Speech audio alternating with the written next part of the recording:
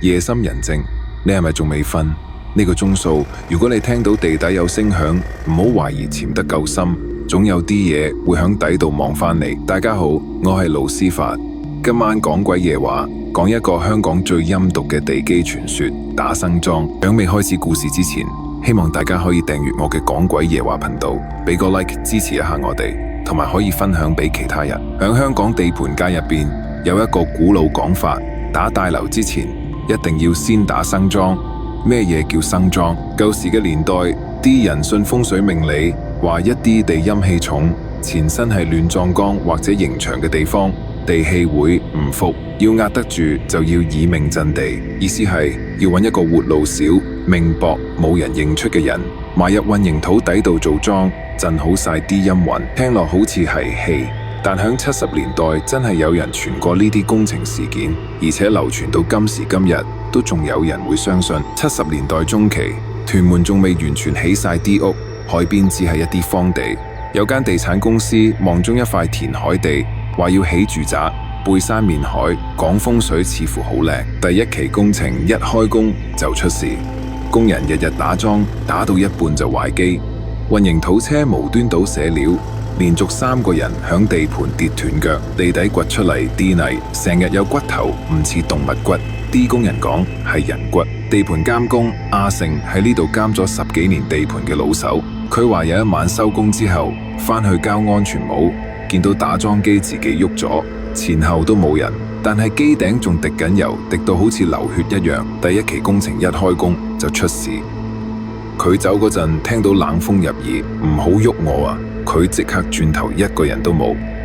第二日同期嘅外勞有一半走晒，地產老闆見工程成日拖，好憤怒。公司經理私底下揾咗個法科師傅，話幫過好多地產地，好有料。呢位師傅着住件黑袍，戴佛珠，講嘢陰陰沉沉。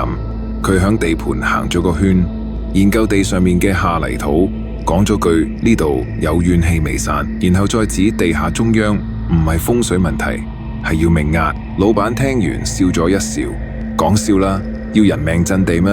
而家咩嘢年代啊？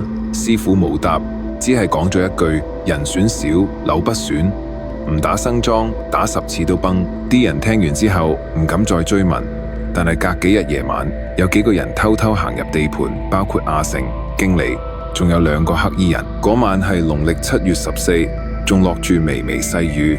阿成話佢都唔知點解自己要去，但係經理話你嚟簽名就得。去到地盤中央，見到有支工業燈照住個大坑，坑底已經鋪好鋼筋。幾個黑衣人帶咗個中年男人嚟，個樣好殘，滿面鬍鬚。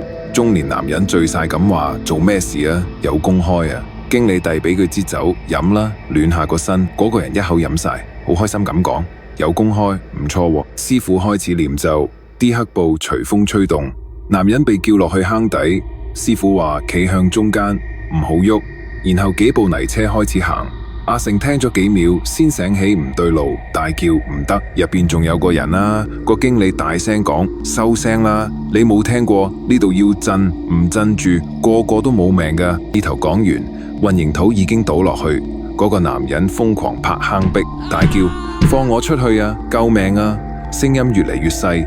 最後淹沒響咕嚕咕嚕機聲入邊，地盤瞬間死靜，只得一陣酒味混住熱氣。師傅收起羅庚就講：打完生莊，地氣會平。之後真係好順，無論咩機都冇再壞，工程提前完工。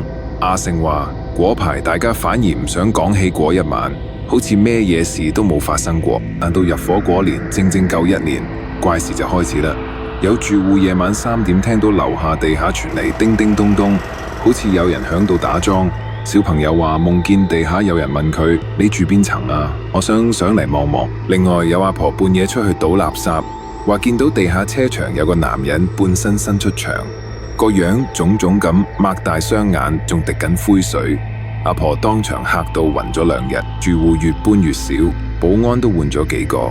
其中一個保安話：每年鬼節一到，狗會對住地底吠通宵之後，第2日有住戶投訴升降機有多一個影。到90年代，有次維修水管要掘地，工人一睇落去挖到一截骨，政府派人嚟調查，結果發現係人骨，而且連住 D 鋼筋一齊攬咗落混凝土。嗰度位於地基正中央最深層嗰個坑。消息傳出，報紙只係輕輕帶一句懷疑工人遺骸，但舊工人知道嗰晚真係有人活生生埋咗入去。阿勝之後病到行唔到，臨死前對仔女講：嗰晚我見佢眼絲都未合埋。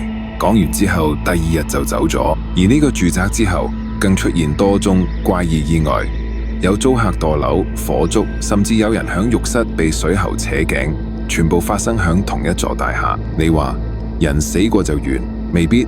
有啲地方會記得血，有啲地飲咗命就唔放手。打樁為咗穩，打生樁為咗貪，樓建得高，但怨氣更深。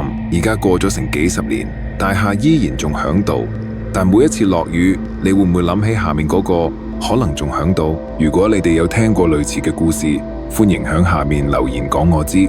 我係盧斯發，多謝你哋收聽講鬼夜話，希望大家可以訂閱我嘅講鬼夜話，俾個 like 支持下我哋，同埋分享俾其他人。我哋下個星期六再見，繼續發掘香港都市傳說嘅另一面。